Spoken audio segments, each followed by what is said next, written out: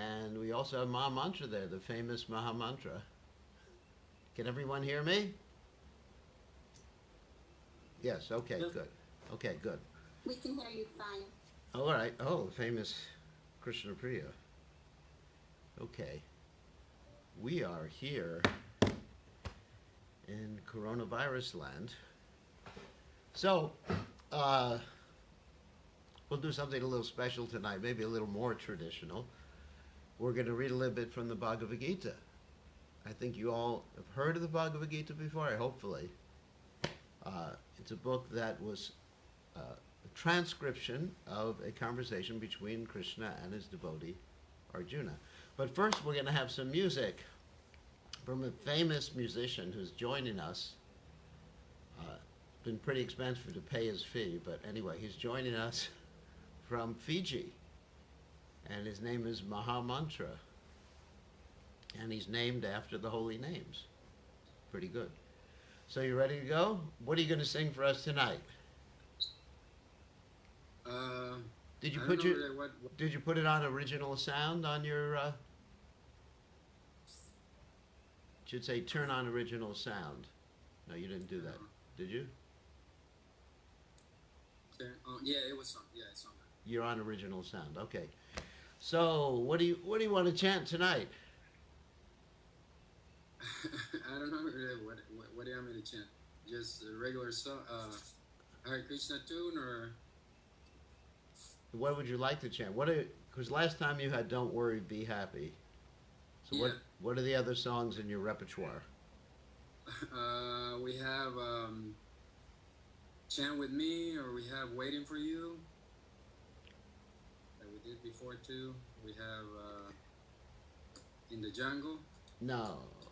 How about chant with me? Chant With Me. Yeah. And actually, we have another famous musician who's watching too. That's Madhava Sangani and Arjuna. Maybe we can get her to chant. Maybe another time, of course. I'm not going to embarrass her right now.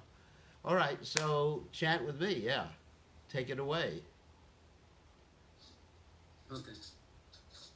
So there's another song I just changed the lyrics to. Yeah. So, Have more of the Hare Krishna chanting on this one at the end. Okay. All right.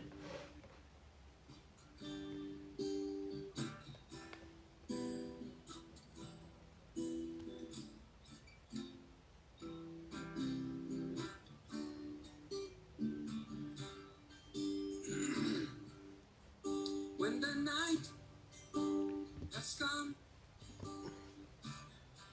and the land is dark and the moon is the only light we'll see. No, I won't be afraid. No, I won't be afraid. Just as long as you chant with me. Oh, darling, darling, chant with me. Whoa, chant with me. Chant with me. Chant with me. Chant with me. Hare Krishna.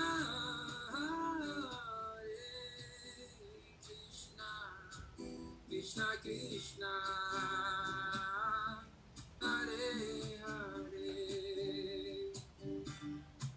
Hare Ramo, Hare Ramo, Ramo Ramo, Hare Hare, Hare Krishna. Hare Krishna, Krishna Krishna,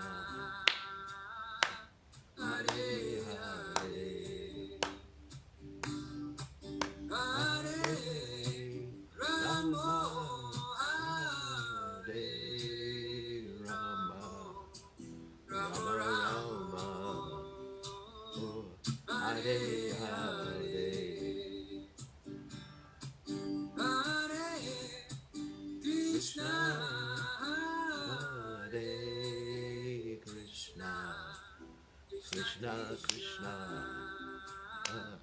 Hare Hare, Hare Rama, Hare Rama, Rama Rama, Hare Hare. It's the sky that we look upon to tumble and fall, and the mountains to crumble into the sea. I won't cry, no, I won't cry, no, I won't shed a tear, just as long as you chant with me. Oh, Prabhu, Prabhu, chant with me. Oh, chant with me. Chant with me. Chant with me. Chant with me. Everybody. Hare Krishna, Hare Krishna, Krishna, Krishna, Hare Hare, Hare Rama, Hare Rama, Rama Rama Rama, Hare Hare, Hare Krishna, Hare Krishna, Krishna, Krishna, Krishna Krishna, Krishna, Hare Hare, Hare Rama, Hare Rama, Rama Rama Rama, Hare Hare. One last time. Hare Hare Krishna, Hare Krishna, Krishna Krishna, Hare Hare, Hare Rama, Hare Rama, Rama Rama, Hare Hare.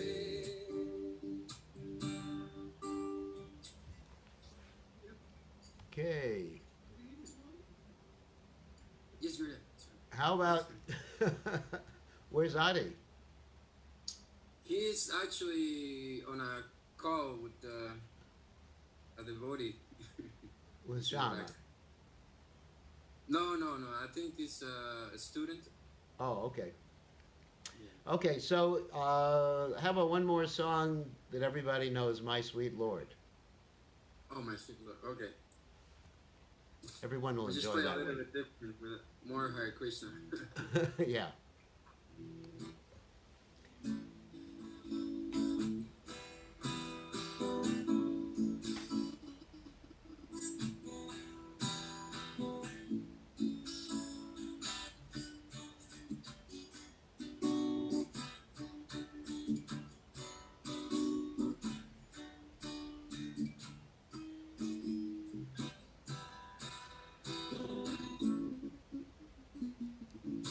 My Lord,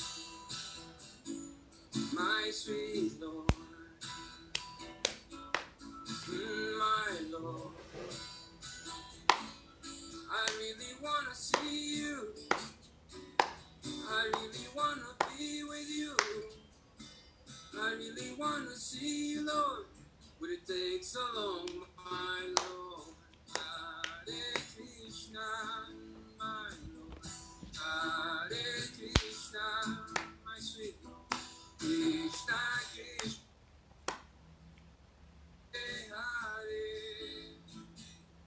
Hare Rama, Hare Rama, Rama Rama, Hare Hare,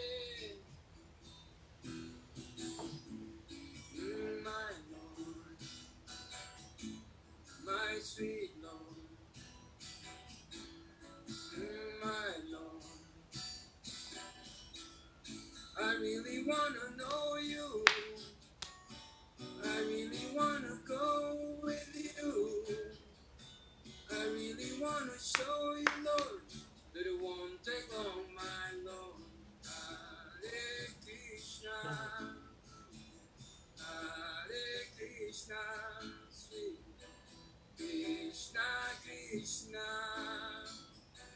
Hare Hare, Hare Rama, Hare Rama, Rama Rama, Hare Hare,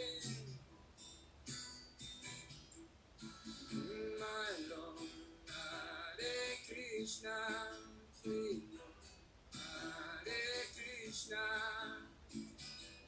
Krishna Krishna, Hare Hare, Hare Rama, Hare Rama, Rama Rama, Hare Hare,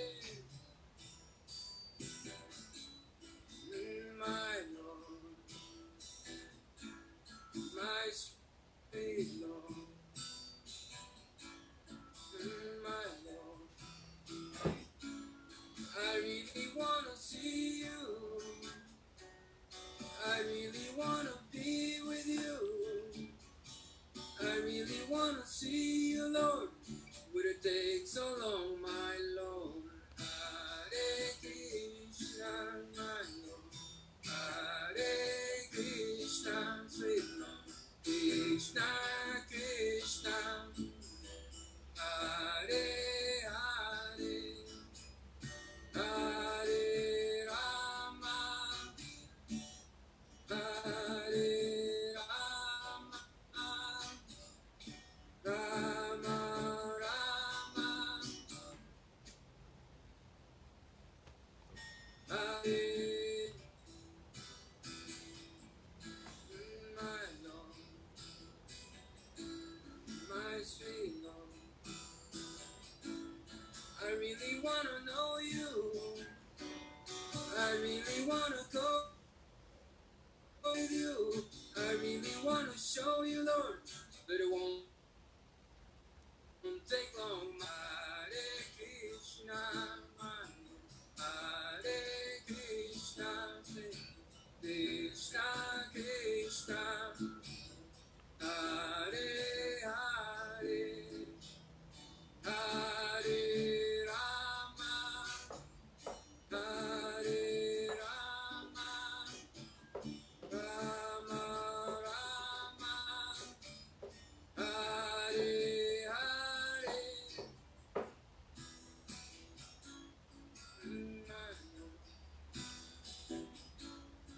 my sweet Lord.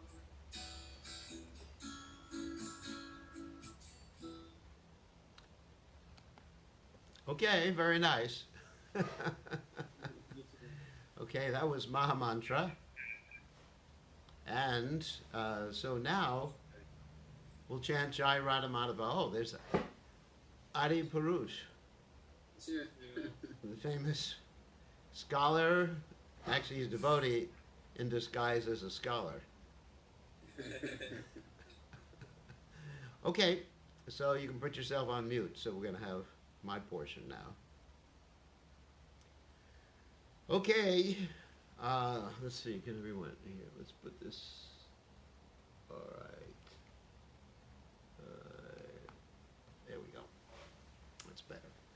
So I guess I'll chant Jai Radha Madhava, and you can all listen or chant along in your own homes, and then we're going to have a little discussion, not just a class, but a little interactive discussion on Bhagavad Gita, because I found so many interesting verses that we can talk about.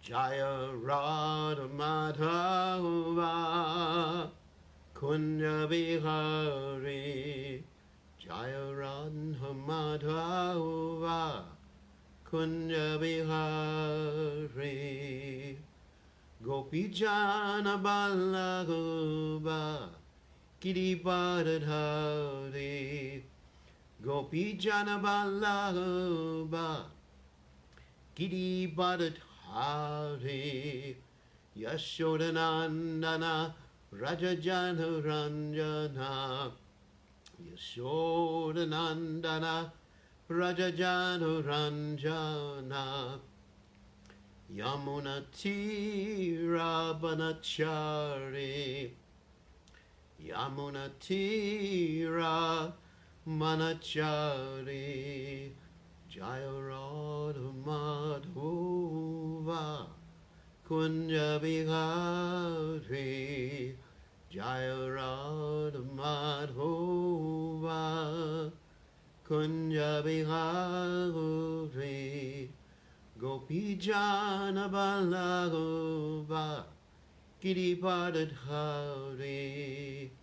Gopi Jana Balagova Giri Hari Yashodanandana Raja Jana Ranjana Yashodanandana Raja Jana Ranjana Yamuna Tira Manachari Yamuna Tira Manachari Jaya Radha Madhova Kunya Bihari Jaya Radha Madhova Kunya Bihari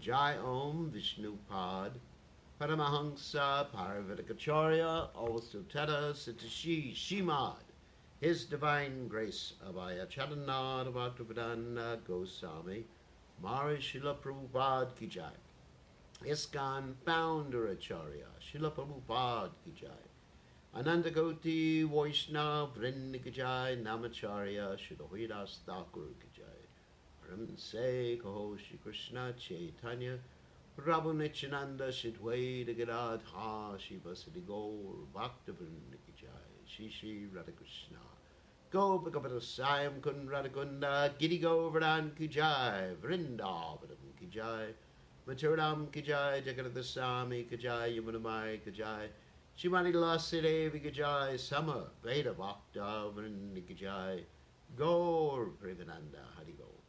All glories to the assembled devotees, all glories the assembled devotees, all glories the assembled devotees.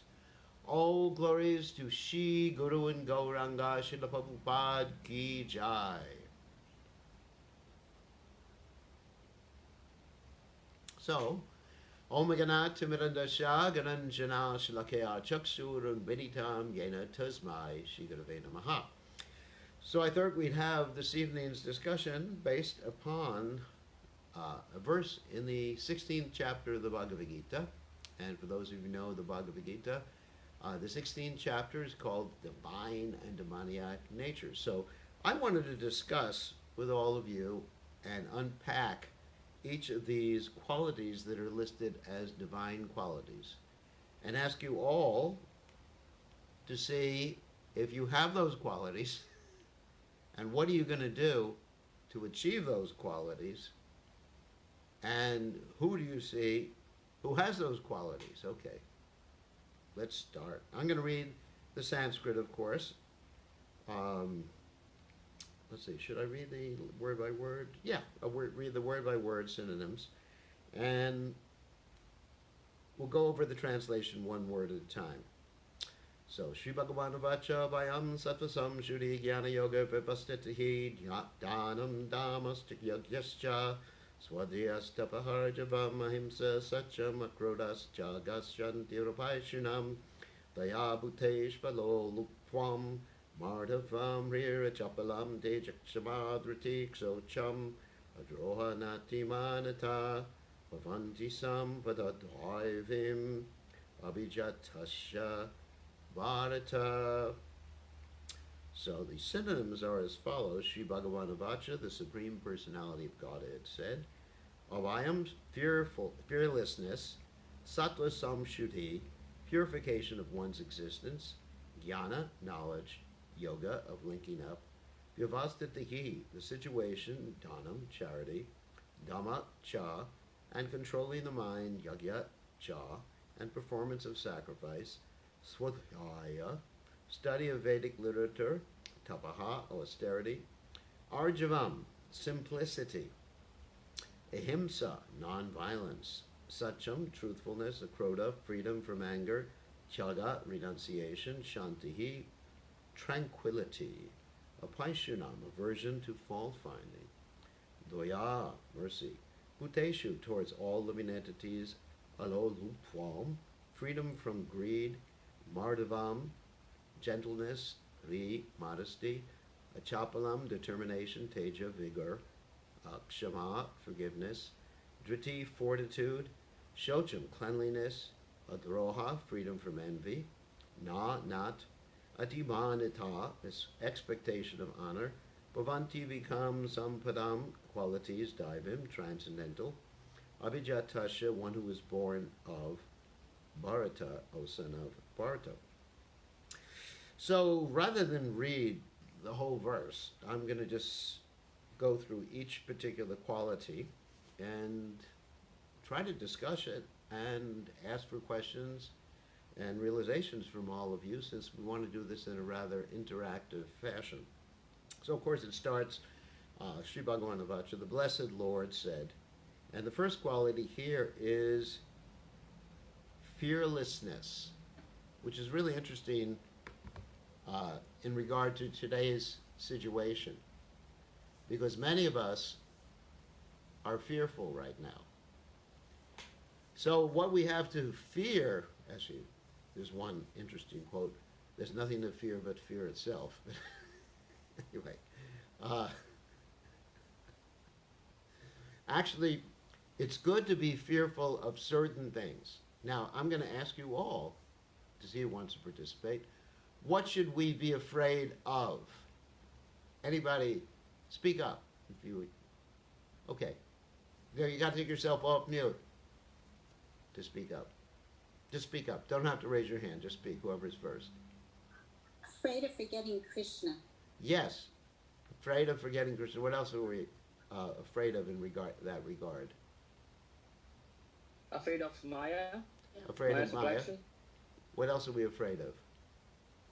Afraid at the time of death whether I'll be able to remember Krishna or not. Right. Something else we should be afraid of. Anybody else? Taking birth in an animal kingdom. That's pretty good. Unless we're actually a devotee of Krishna. An animal is a devotee. Krishna's dog. So we should be afraid of losing the association of devotees. Association of devotees. Yes, because that's the most valuable thing. If one has the association of devotees, one basically gets all the other good qualities, and then you don't have to be afraid of anything else, because devotees will remind you of Krishna. So we should be fearful of certain things. Or as Prabhupada said one time, the problem with you Western boys and girls, because I'm not a boy or a girl anymore, certainly not a girl, but the problem with you Western boys and girls is you're not enough afraid of Maya, Krishna's illusory energy. So we should be fearful of these things. But however, there's other things in this world that we're not fearful of. Or maybe if we were Krishna conscious, we wouldn't be fearful of. And that's the danger in this world. As we were talking about the other day, padam padam yadvi padam natesham. This material world is danger at every step. Now, we understand that Krishna is always protecting us. Lord Chaitanya Mahaprabhu, he listed 6 qualities of surrender for devotees. He said, first of all, to understand, first of all, to accept everything favorable for serving Krishna, reject everything unfavorable, to understand the Lord is always maintaining you and always protecting you, and then to have no separate interests other than the interests of the Lord, and ultimately to be meek and humble. So if one is always remembering Krishna, then that material fearfulness will not manifest, because Krishna is always protecting one. So, anyway, so that's how one attains fearlessness. And the second quality listed here is purification of one's existence, which is very, very interesting. So, in other words, one should always be endeavoring to purify your existence. And how do you purify your existence? Let's take some questions, some answers here. Anyone want to volunteer? How do you purify your existence? Give me some methods. And the holy name. Chant the holy name. Give me another one. Following rules and regulations, Yeah, which rules and regulations? the four regulative principles. Yeah, of freedom. Yes, that's good. What's another very powerful method? Having good associations. Too many people speaking. Taking good association. Yeah. Eating prasadam only. Eating prasadam only. That's good. And on the negative side, there's also that verse that satsanga tyag e vaishnavachar. Lord Chaitanya said, when he was asked about the quality of a devotee, he said, a devotee's quality is a satsanga tyag e vaishnavachar. A devotee gives up bad association. Now, why? Actually, I'll ask this question rather than me answering every question. Why is bad association detrimental to spiritual life? Can anyone tell me? Wow. Because I said so? Because Prabhupada said so? I mean, give me a reason. Because it's contaminating. Why? It waters the seeds of our desires. What's that, Shruti? It's hard to hear. It waters the seeds of our desires. Yeah. Sensual desires. Very good. Like Lord Chaitanya, that's a good example. I didn't even think about that one. That we're cultivating the creeper of devotion, and you get all these other desires that get watered at the same time by bad association. Now, why does bad association water those other desires? Why? Lady Kant. Gurudev, Yeah. like, Who else?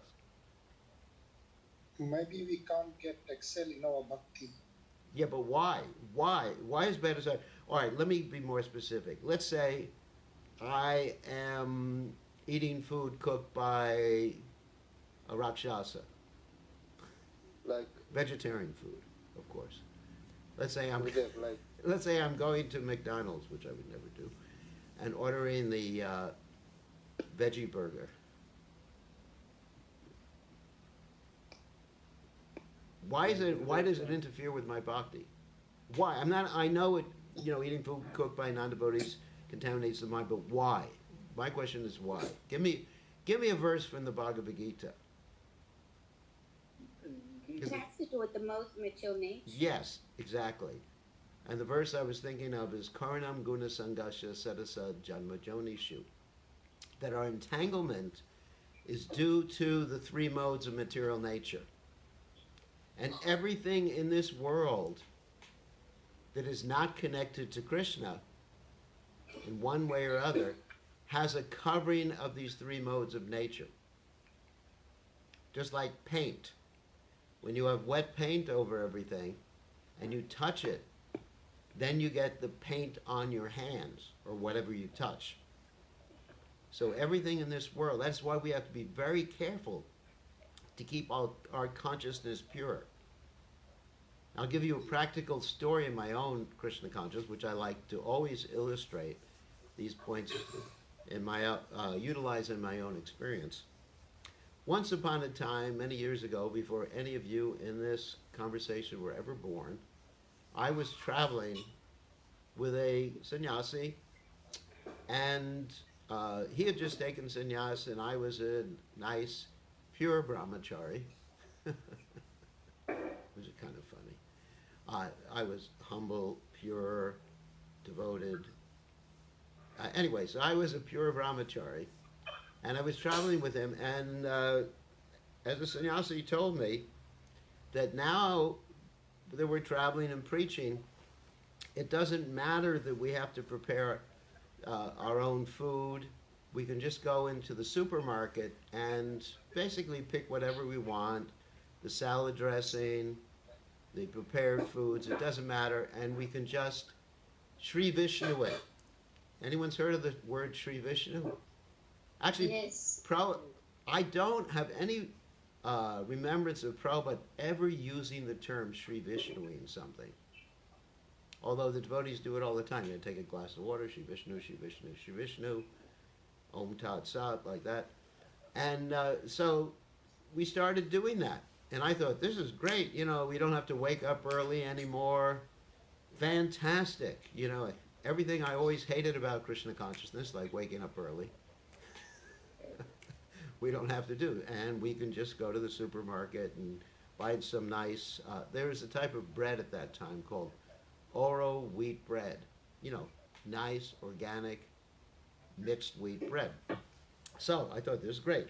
But then we started to notice our consciousness was dropping just from eating these things which had contained within them the modes of nature. Nalini Kant, you can put it on your thing on mute, because I can hear some of the things you're doing. Okay. So I noticed our consciousness was dropping, and he also noticed it. And we resolved at that point to cook all of our own food, even though we were traveling in a van with no kitchen. And we started to have dal and chapatis every day, and even I had to roll the chapatis. Everybody try to put yours on mute if you can, because I'm hearing a lot of noises. Then I had to cook the chapatis on a wheel well in the back of a van. And then our consciousness went up again. So, because of the modes of nature, we don't take it so seriously, but if you listen to music, like some of you like to hear Bollywood music or love songs. I know that. You know, or some of you like to watch different sporting games. Like in Fiji especially, they like this game called rugby, or Fiji Sevens, whatever the heck it is. I don't even know what it is. And don't tell me what it is, I'm not interested. So, it's interesting, they like to watch these things so much. One night I was in our temple in Suva, and in the middle of the night, at midnight, I was woken up by everyone chanting Hari Bol.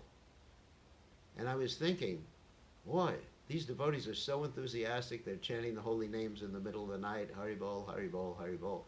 And I asked the devotees what had happened in the middle of the night. And they said, well, we won the Fiji Sevens, or whatever Sevens it was. And the game was held in the UK, which is exactly 12 hours difference. So, anyway, I didn't criticize the devotees, I just said, Hare Krishna, welcome to Suva. So, welcome to Fiji. So, one may think, you know, just watching the game, but when you watch the game, you may like it. After a while, you get into the same mode of nature, because you're associating with the people. One time I was in the airport in, where was this? This was in New Zealand, in Auckland, New Zealand, and I went into the lounge, and there was a big screen TV, and everybody was watching some game. It might have been soccer at that particular point. And everybody was watching was grunting along with the players. You know, ooh, ooh. I was thinking, am I with a bunch of monkeys, or I'm with human beings here in this particular room?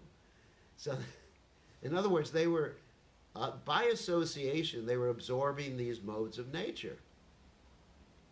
And then what happens, of course you may say, well, you know, be a little lenient, Maharaj, why you should be so strict about these. What happens is you actually lose a taste for hearing and chanting. What the taste that you're always anxious for requires that you keep your consciousness pure. So that's why. I'm not saying that we're just like some obsessive, compulsive fanatics, you know, like obsessive, compulsive people, especially compulsive people.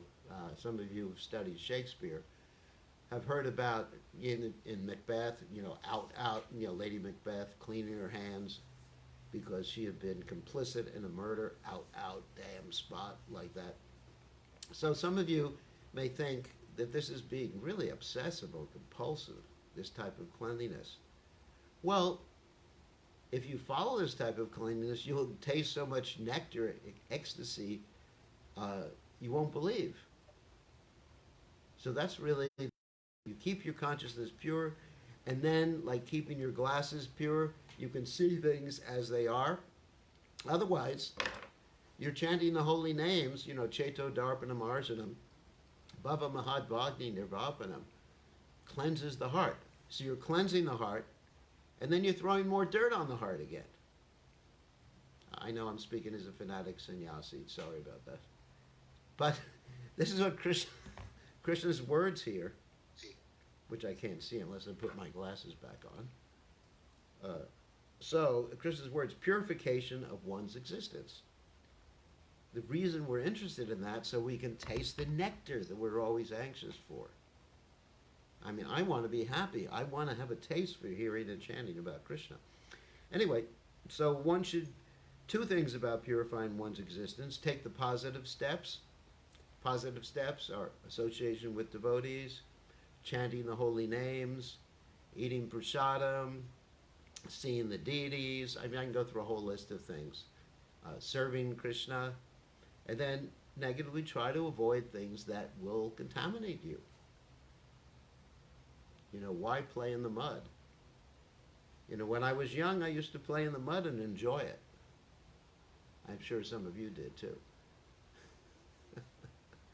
And I remember, oh my God, I shouldn't give this example, but there's a devotee I know who went to this festival many years ago called Woodstock. And the people would roll, these hippies would roll in the mud and think it was like some ecstatic experience. But why roll in the mud? You should be cleaning the heart. Anyway, so that's the second point here. Okay, cultivation of spiritual knowledge. These are godly qualities. These are the qualities that we should be aspiring for. The next one is charity. Wow. What does charity mean in this regard? And I'm asking one of you, what does charity mean? Preaching? Yes, helping bring others to Krishna consciousness. Because if you give charity that hurts someone, I mean, for example, if you give someone, let's say someone is asking for whiskey or something like that, whiskey or liquor or something like that, that will hurt someone. First of all, you have to know what's best for someone before you can help them. Prabhupada gave the example one time of a young boy whose brother had some particular disease, I think it was jaundice. And this young boy thought he'd be very charitable to his brother. His brother was asking for something that was bad for his jaundice, and fried food, I think it was. Yeah, because that's very bad for jaundice. And he gave it to his brother. So that's charity in the mode of ignorance. And charity in the mode of goodness is charity given according to the time, place, and circumstance, and what's good for the person. So one should always be thinking of helping others. And in order to be always thinking of helping others, we have this principle of para dukkha dukhi, which means considering other people's happiness is more important than your own happiness. Of course, at the same time, you got to take care of your own needs. We don't want someone to be like a suicide preacher. A suicide preacher is someone who doesn't take care of their own spiritual needs and material needs. I mean, someone asked me the question, actually, 2 times we got asked this question. How is it that you could always, they asked me, that you could always be happy, satisfied, and jolly in spite of so many people wanting things from you? It's true. I mean, when you got a lot of disciples, they always want something, a piece of the action or something. I want his foot. No, I want that foot. I want the left foot. Like that. I mean, it's almost like being one of the Beatles, that you had to have a guard. The Beatles had to have guards because all the girls that were worshiping the Beatles would have torn them apart. So someone asked me that question. So my answer is you have to also be aware of your own needs, and you also have to take time for your own needs too. To be compassionate to others, to be charitable towards others, one has to also be charitable towards oneself. Very important principle. In other words, you have to take care of your own spiritual strength, and then you can help others. And spiritual strength and material strength, sorry. So that's charity. And so the best charity is to give others Krishna consciousness some way or the other. Okay? Next quality listed here is, just let me ask a question. Does anyone think that they have all these qualities that we listed so far? Raise your hand if you think you're manifesting all these qualities. I don't see anyone raising their hand. Anyway, there's a challenge. How much? Raise your hand. No. There's no, raise your hand. No. Adi's raising his hand for him. So these are the qualities we should aspire for. This is an aspiration verse. Things that we should examine. Do we have these qualities? How can I attain these qualities? Next one is self-control. That's a big one. So self-control basically means that one has to have his or her intelligence developed nicely. And the intelligence has to be fixed in Krishna consciousness, because as we know, there's a mind, intelligence, and ego. So Prabhupada said that the intelligence is the closest thing to the soul. Prabhupada made this particular, let's say, expression with his hands. That means intelligence is the guidance given by the super soul in Krishna consciousness according to one's spiritual desire. Now, there's material intelligence too, which actually comes from the mode of passion. But spiritual intelligence is given by Krishna, and it's a dispassionate guide from the super soul that tells us what is the right thing and what is the wrong thing, or wrong action or right action in each and every circumstance. So we have to make the mind calm enough so we can hear the direction of the intelligence. Because we know basically when we're doing the wrong thing, and we know what is the right thing to do. So self-control means you hear the direction of the intelligence and you use the intelligence to control the mind, as the example given in the Bhagavad Gita of a chariot. The 5 horses are the senses on the chariot. The chariot is the body. The mind is the reins, and the intelligence is the driver. And the passenger is us. So we have to strengthen our intelligence, and we study Prabhupada's books. We understand what Krishna wants from us, and then we control the mind. That's self-control. So that's the understanding. I'll go ahead. Next one is performance of sacrifice. And here, sacrifice is not meaning so much the havans or the yagyas, except for the Sankirtan yagya. In this age, in this day and age, performance of sacrifice means Sankirtan yagya. Next one is study of the Vedas. So for us, that means study of Srila Prabhupada's books, study of the Vaishnava literatures, Study means jnana, vijnana, to apply what we learn, what we study, and to also memorize parts of the literatures that Srila Prabhupada has given us that can help us in devotional service. They can all help us, obviously. But to study these things doesn't mean just read them, but to actually learn them and apply them in one's life.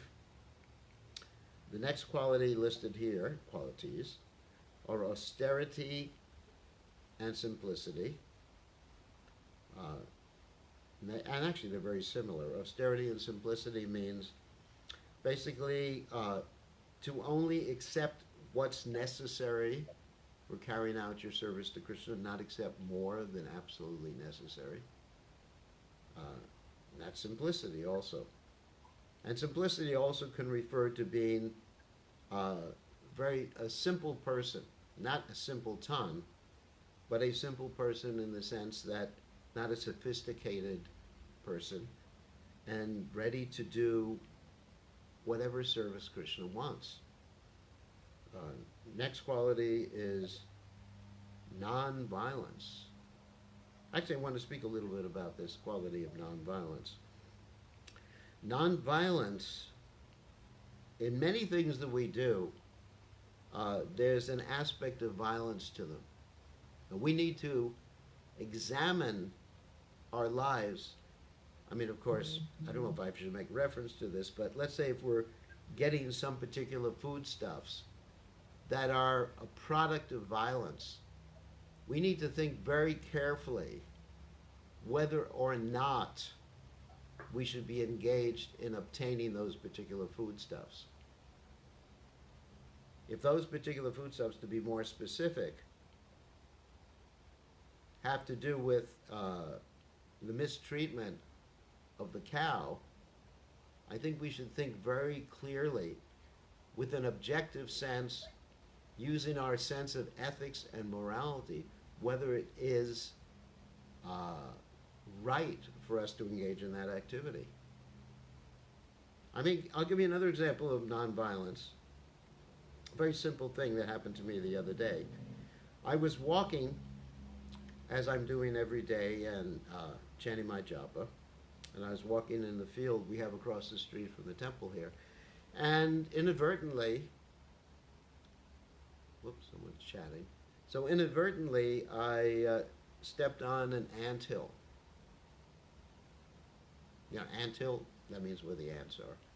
And I didn't hurt any of the ants, but I was feeling really bad. I was feeling that I was violent towards the ants and feeling bad. And in order to make up for that, I actually went down and started chanting to the ants for about 10 minutes, asking for forgiveness. So anyway, so one should have this attitude of respect for all living entities.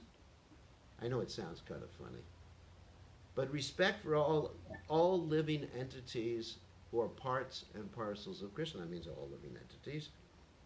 And to see that every single living entity is as dear to Krishna as you are. You know, so many times, whether even dealing with human beings, we tend to minimize someone else's suffering or not consider someone else's suffering. But we should feel this pain to see someone else suffer and take whatever steps we need to take to avoid causing suffering for other people or other entities, any entity, not only human beings.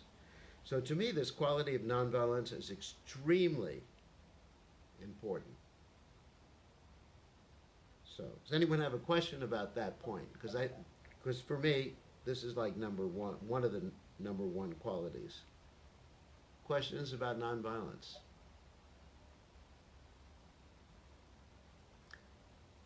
No? Everyone's embarrassed to talk about it. So the point is, each and every one of us should be thinking what we do during the day, how to minimize violence and pain that we are causing to other living entities. I mean, there's a certain amount of pain we cause just by walking on the grass, which we're not going to avoid doing. So the whole point is to minimize it. We should feel extremely bad whenever we advertently, or hopefully not advertently, or inadvertently cause pain to any other living entity. I mean, when I did that to the anthill, I was actually feeling extremely bad. And so my recommendation is that we should develop this particular mood and mentality. Anyone have any questions? So, Namaruchi, yeah. So, is chanting Hare Krishna the best thing? What you can do with that to develop that mood? Well, yeah. Developing compassion for all living entities, reading the books, understanding how every single entity is Krishna's son or daughter, and how we're all related, and they're all equally dear. I am not more dear to Krishna than an ant. I mean, that's a hard one to swallow. The ant is just as important to Krishna as me. And I'm thinking, I'm just a guru. Whoops. Let me just turn that off. I'm thinking that I'm just some big guru, man's gift to whatever. But actually, the ant is just as important. Just like, someone's trying to call. Just like, for example, of course, there's the spider and the Hanuman example, how the spider was trying to please Lord Ram by helping him build the bridge to Lanka, just by kicking some dust. And Hanuman said, "Get out of my way." And Lord Ram said, "The spider is as dear to me as you are. He's doing as much service as you are." Of course, I'm not saying that the ant was doing service for Krishna, but the ant is as important. It's really our business to be very careful about not harming any living entity. There's an example with Prabhupada that once upon a time there was a bug on a flower, and it was in Prabhupada's room, and Prabhupada said, the bug is hungry. And he told the devotee to go to the trouble of taking the bug out of the room and putting him somewhere where the bug could eat. So this principle of nonviolence is extremely important. Let's see. Okay. So just think about that in your own lives. How am I causing pain to other living entities? How can I minimize that or eliminate that? Because these living entities are just as important to Krishna as I am. The reason we're not experiencing Paradukkha Tukhi is we're thinking of ourselves as very important. Okay.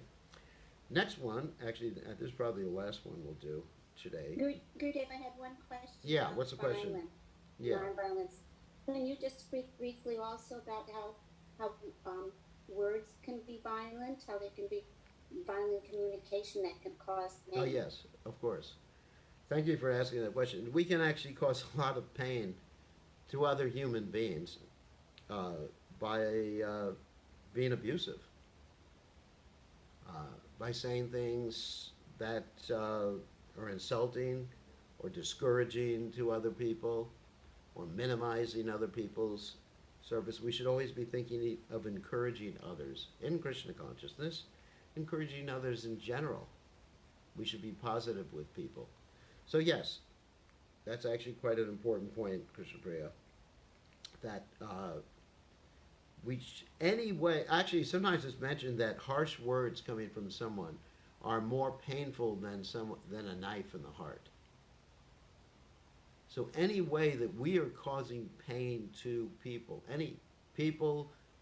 animals, plants, any other living entity, we should think about it and try to minimize it or eliminate it, possibly eliminate it. I mean, I'm not talking like we should be Jains and wearing a mask on our face and saying, which is actually impractical.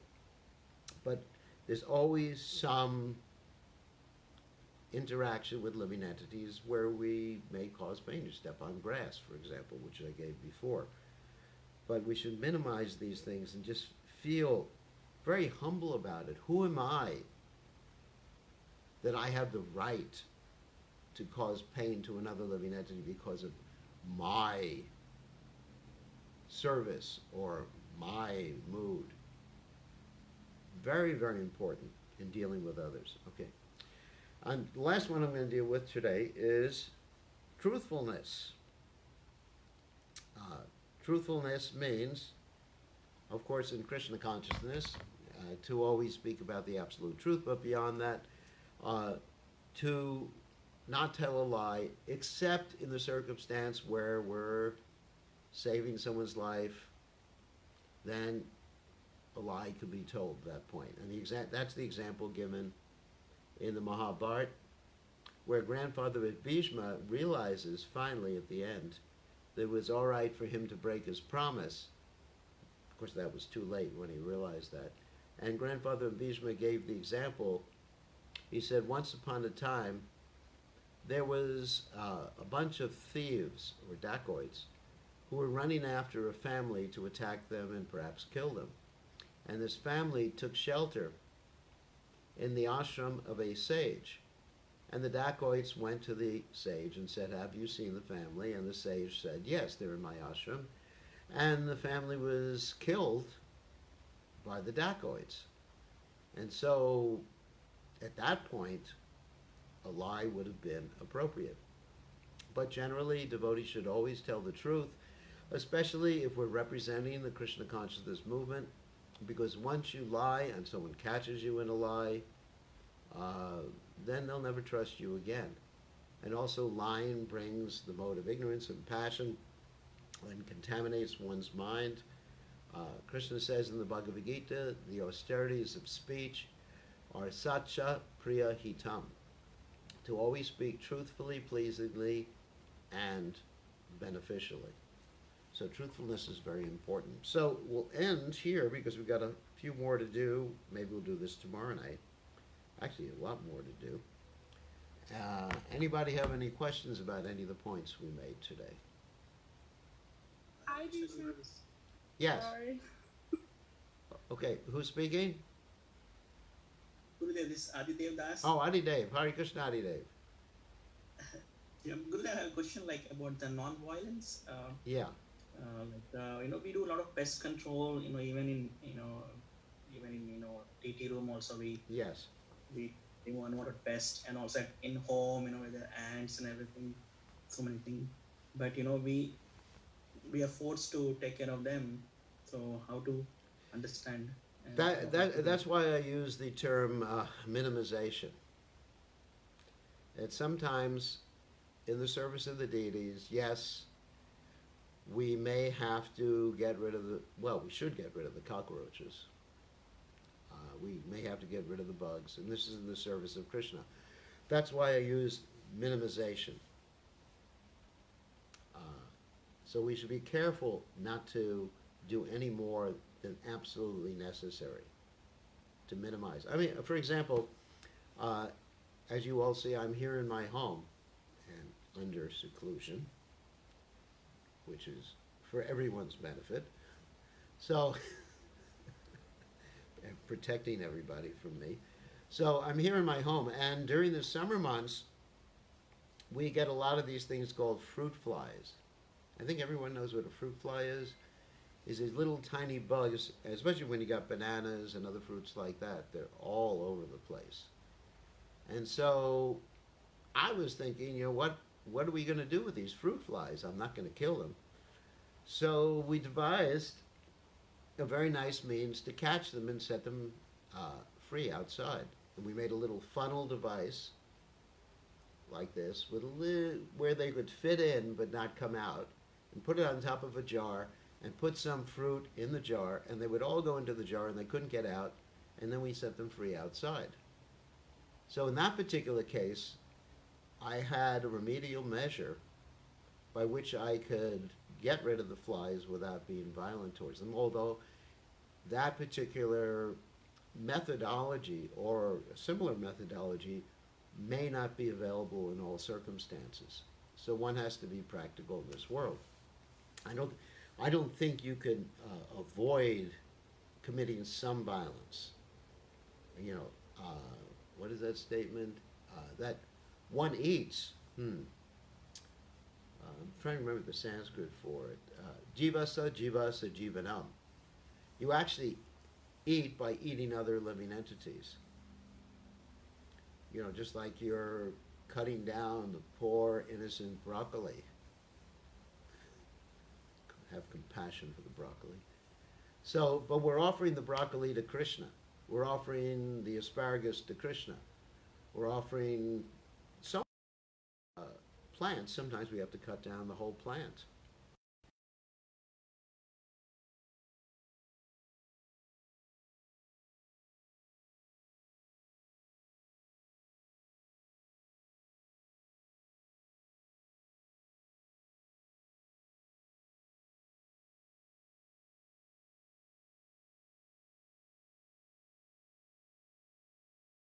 We're freed from the karma from doing that. But not only are we freed from the karma, but we should seek to minimize all those things. Maybe if you're able to grow your own food, you can chant Hare Krishna as you're cutting the broccoli. Or you're taking the asparagus. I mean, eventually the devotees should learn to grow their own food, especially in circumstances like this. It would be good for those of you who have access to property to learn how to grow food, because you may be forced to in the future. Very good idea. So, anyway, I hope that answers the question. Yes, sometimes you got to do that. You don't want bugs crawling all over the deities. You don't want flies on your food. Does that answer the question, Adi Dave? Yeah, thank you, Gurudev. Thank you. Okay, thank you for asking that question. Any other questions about anything else that we talked about tonight? Hare Krishna Maharaj, this is Suprabha. Ah, yes. Nandit Pranam Maharaj. Maharaj, I was wondering, like, every time I use milk, I kind of feel like guilty, like when the cows are milk together, the blood also comes out, they're going through so much pain and all that. But we have to offer the milk and the milk product to Krishna. So, what about that? You've asked a very controversial question. Maybe I'd like to answer that question privately so I don't get in trouble and kicked out of the Hare Krishna movement. Personally, anyway, I guess you stuck me with a question. For me, it's an ethical choice that not only is the cow being milked in such a way that you mentioned that it's extremely cruel, but the calves are actually taken away from the mother cow right after the mother gives birth.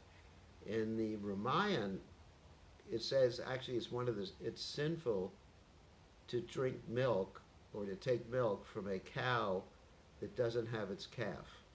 So maybe I'll just leave it at that, because I don't want to be seen as non-Vedic or interfering with people offering things to the deities. Maharaj, yeah, it's okay. But it's an ethical choice that one has to make, and it's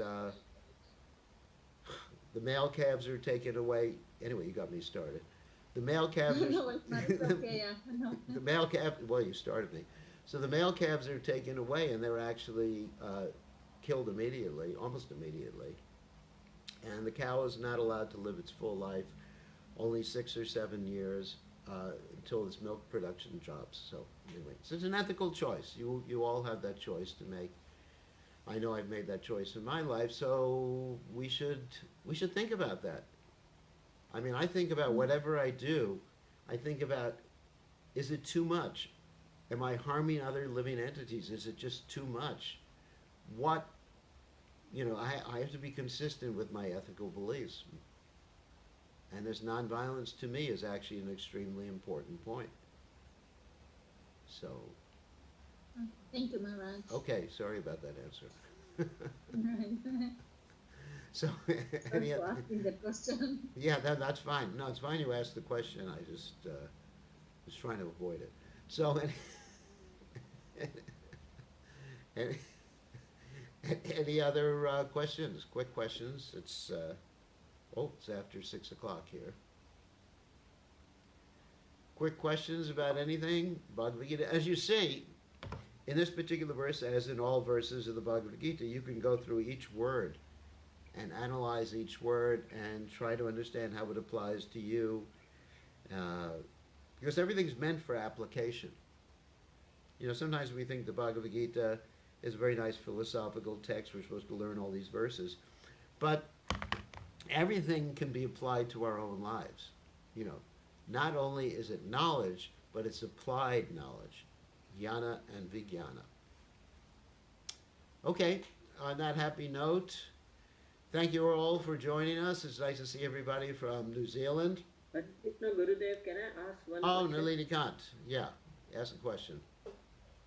Gurudev, you mentioned to us once, I think last visit to New Zealand, I was asking about unless one gets the Shuddhanam and completely purified, one doesn't get qualified to go back to Godhead. That's right. So the qualities we discussed today, and there are so many qualities, and once, I mean, unless one does not get does not perfect in all those qualities, one won't be able to chant Shuddhanam, one won't Well, be no, able no, to no. come to... I think you got it backwards. You should chant Shuddhanam, and then you should see how you're developing all those qualities. You should chant the Shuddhanam that you've gotten from a pure devotee. Of course, you may not be chanting Shuddhanam right now, but you should chant the name, and you can examine to see how you're advancing according to how you're acquiring these different qualities. At the same time, you should try to acquire these qualities. Yeah, it's not that, because yas yasti bhakti bhagavacha kinchana savar gunas tatra samasate sura. Harabhavaktasya kuto mahadguna mano retain asati davato bihi. That one who becomes Krishna conscious, automatically all these qualities develop in one. So, yes, it's not that we just chant and wait for all the qualities to come automatically. However, we chant and we understand these qualities, and trying to cultivate these qualities will help us to achieve Shuddhanam. Okay, Gurudev. I mean, Gurudev, it's not one or the other. They actually are both together. They work together. Gurudev, so far whenever I reflect, I feel that I'm unable to develop any of these qualities. Gurudev, I was thinking yesterday, so one does not perfect despite of getting mercy of the Guru, mercy of devotees, one doesn't progress. We were reading about different hellish planets yesterday, and I felt so scared that I'm going to go through all those. Don't worry. Swapamapasya dharmasya trayate mahatobayat. A little bit of Krishna consciousness will save you from the most dangerous type of fear. So don't worry about it. You're not going to go to the hellish planets. We have this thing called Ashabandha, which means hope against hope. Rupa Goswami talks about it in the Bhakti Rasamrita Sindhu. He says, even though I have no taste for chanting, etc., that I know Krishna will save me. Basically, I'm paraphrasing that. So we just have this faith in Krishna, and we try our best. That's all that Krishna wants. He's not expecting you to be perfect. He's expecting you to try your best, and then he'll make up the rest. Ananyas chintayanto mam yejanak paripastate tesham nityabhayuktamam yogakshemahamiham. Krishna says, for those who are devoted to me, I carry what they lack and I preserve what they have. So, as Mahamantra said, don't worry, be happy. Chant Hare Krishna. Chant Hare Krishna. Don't worry too much. But it's important to understand these qualities, not only insofar as ourselves, but we should examine to see who is actually a saintly person by seeing who is developing, who has these qualities. It's another reason we understand these qualities. Now, we look at these qualities through the lens of Srila Prabhupada's existence. You know, like Prabhupada was called Abhaya Shatvasham Shuddhi, he was called Abhaya Charanaravinda. which means someone who is fearless, having taken shelter at the Lord's lotus feet. So who is more fearless than Prabhupada? Who is more heroic than Prabhupada? And if you look at all these different qualities, you'll see that Prabhupada exhibited them to the highest degree. So that's another way of understanding this verse, not only in reference to oneself, but in reference to pure devotees like His Divine Grace Srila Prabhupada. So don't worry, as the song goes, don't worry, be happy. If you don't got any rotis, don't worry. If your wife forgot that she had a pati, don't worry. That's another verse in the song. Just chant Hare Krishna and try your best, all right? Okay. Okay, we got to end. So thank you all very much. All glories to His Divine Grace. Srila Prabhupada ki jai.